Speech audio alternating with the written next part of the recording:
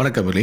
ஹரியானா மாநிலத்தில் சந்தைக்கு போய் காய்கறி வாங்க போன ஒரு பெண்ணுக்கு நடந்த ஒரு உண்மையான சம்பவத்தை பற்றி தான் நம்ம இந்த வீடியோவில் பார்க்க போகிறோம். முடிந்தளவுக்கு இந்த வீடியோவை ஸ்கிப் பண்ணாமல் முழுமையாக பாருங்கள்.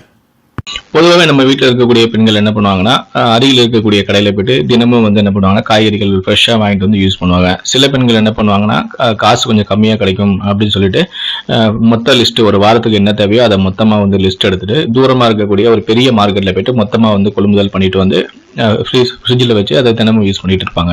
ஸோ இப்படி தான் பார்த்தீங்கன்னா ஹரியானா மாநிலத்தை சேர்ந்த ஸ்ரீமதி அப்படிங்கிற ஒரு பெண் வாரத்துக்கு ஒரு முறை பெரிய மார்க்கெட்டில் போயிட்டு காய்கறி எல்லாமே பர்ச்சேஸ் பண்ணுறக்கூடிய பழக்கமாக வச்சுருக்காங்க. ஸோ இதே மாதிரி தான் அவங்க பர்ச்சேஸ் பண்ண போயிருக்காங்க.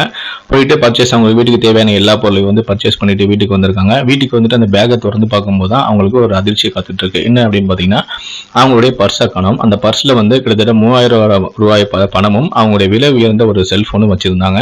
ஸோ அந்த இதை காணாமல் போயிருச்சு. உடனே அவங்க அதிர்ச்சி அடைந்துட்டு பக்கத்து வீட்டில் போயிட்டு மொபைல் ஃபோனை வாங்கி அந்த ஃபோனுக்கு கால் பண்ணியிருக்காங்க. அந்த ஃபோன் ரிங் அடிச்சுக்கிட்டே இருக்கு, ஆனால் யாருமே எடுக்கல. ஏன் அப்படின்னு பார்த்தீங்கன்னா, சில பெண்கள் என்ன பண்ணுவாங்கன்னா, அவங்க ஃபோனை சைலண்ட் மோடு எப்பவுமே போட்டிருப்பாங்க. அதே பழக்கம் தான் இந்த ஸ்ரீமதி அப்படிங்கிற பெண்ணுக்கு இருந்திருக்கு. அதனால அவங்க ஃபோனை சைலண்ட்ல போட்டதால அது சத்தம் யாருக்குமே கேட்கல. பட் இவங்க போன அந்த மார்க்கெட்டில் இருக்கக்கூடிய ஒரு 38 வயது மதிக்கத்தவர் இந்த பெண் இந்த பர்ஸையும் மிஸ் பண்ணிட்டு போயிட்டாங்க அப்படின்னு சொல்லிட்டு அந்த பர்ஸை எடுத்து அவர் வச்சிருந்தாரு. அதுக்கப்புறம் இந்த ஃபோனை எவ்வளோ ட்ரை பண்ணி பார்த்துருக்கு. அந்த ரிங் அடிச்சது சத்தமே அவருக்கு கேட்கவே இல்லை. அதுக்கப்புறம் அவர் கணவனுக்கு ஃபோன் பண்ணி இந்த மாதிரி என்னோட பர்ஸை காணுங்க, ஃபோனை காணுங்க அப்படிங்கிற இன்ஃபர்மேஷன் கொடுத்துருக்கு. அதுக்கப்புறம் அவங்க 2 பேருமே என்ன பண்றது அப்படின்னு யோசிச்சுட்டு, சரி தொலைஞ்சது தான், இனிமேல் எப்படி கிடைக்கும், நமக்கு லக் இருந்தால் நமக்கு கிடைக்கும் அப்படின்னு சொல்லிட்டு விட்டுட்டாங்க.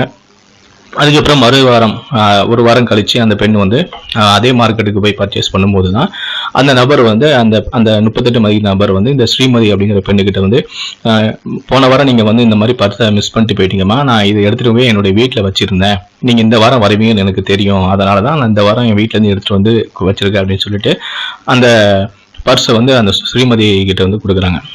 அந்த பர்ஸை திரும்ப வாங்கிட்ட ஸ்ரீமதிக்கு ஒரு பக்கம் சந்தோஷம், ஒரு பக்கம் ஆச்சரியம். காசு பணம் சும்மா கிடைச்சால எல்லாருமே எடுத்துப்பாங்களே, இந்த மாதிரி நம்ம தெரியாம தொலைஞ்சு போன பணத்தை இவர் அப்படியே திரும்ப நமக்கு கொடுத்துருக்காரு அப்படின்னு ஆச்சரியப்பட்டு கேட்குறாங்க. நான் அந்த ஃபோனுக்கு எவ்வளோ நான் ட்ரை பண்ணேன்னு, நீங்க எடுத்து பேசவே இல்லை அப்படின்னு கேட்கும்போது, எனக்கு சத்தம் எதுவுமே கேட்கவே இல்லையாமா அப்படின்னு அந்த கடைக்காரர் சொல்லியிருக்காரு. அது மட்டும் இல்லை, நான் இந்த பர்ஸை திறந்து கூட பார்க்கலாமா, இது உள்ள என்ன இருக்குன்னு எனக்கு தெரியல, அதனாலதான் நீங்க ஃபோன் பண்ணது கூட நான் பார்க்கவே இல்லை, நீங்க மிஸ் பண்ணிட்டு போனீங்க, நான் அதை அப்படியே எடுத்துட்டு போயிட்டு என் வீட்டில் வச்சுட்டேன், இன்னைக்கு நீங்க வருவீங்கன்னு சொல்லி அதை அப்படியே எடுத்துட்டு வந்திருக்கேன், அதை நான் திறந்து கூட பார்க்கல அப்படின் போது அவங்களுக்கு மேலும் அதிர்ச்சியா இருக்குங்க. அதுக்கப்புறம் வீட்டுக்கு போன ஸ்ரீமதி தனக்கு நடந்த அனுபவத்தை பத்தி தன்னுடைய நண்பர்கள்கிட்டையும் தன்னுடைய கணவனுக்கிட்டையும் சொல்லியிருக்காங்க. மற்றவங்க பொருள் அப்படின்னு தெரிஞ்சு அபகரிக்கிற இந்த காலகட்டத்தில் கீழே கடந்த பொருள்னு தெரிஞ்சும் கூட அதுக்கான உரிமையாளர் நம்ம இல்லை, அது உண்மையான உரிமையாளர்கிட்ட இந்த பொருள் நம்ம ஒப்படைக்கணும் அப்படிங்கிறதுக்காக கிட்டத்தட்ட ஒரு வாரமாக காத்திருந்து எனக்காக வெயிட் பண்ணி இந்த பொருளை திரும்ப என்கிட்டே ஒப்படைச்சிருக்காரு. என்னுடைய லைஃப்ல நான் இந்த மாதிரி ஒரு ஆளை நான் பார்த்ததே இல்லை அப்படின்னு சொல்லி ரொம்ப பெருமையாக பேசியிருக்காங்க. அது மட்டும் இல்லை, தனக்கு நடந்த அனுபவத்தை பற்றி அவங்க ஃபேஸ்புக்லேயும் தெரிவிச்சிருக்காங்க. இப்போ அந்த ஃபேஸ்புக் போஸ்ட்டை நிறைய பேர் ஷேர் பண்ணிட்டு வராங்க. இந்த காய்கறிக்காரர் நிறைய பேர் பாராட்டுகளும் தெரிவிச்சுட்டு வராங்க. இந்த வீடியோ பார்த்துட்டு இருக்க நீங்களும் இந்த காய்கறி கடைக்காரர் பாராட்டணும்னு விரும்புனீங்கன்னா இந்த வீடியோக்கு ஒரு லைக் கொடுங்க. உங்களுடைய கருத்துக்களை, உங்களுடைய பாராட்டுகளையும் நீங்க பார்த்துட்டு இருக்க வீடியோக்குடைய கமெண்ட் செக்ஷன்ல மறக்காம பதிவு பண்ணுங்க.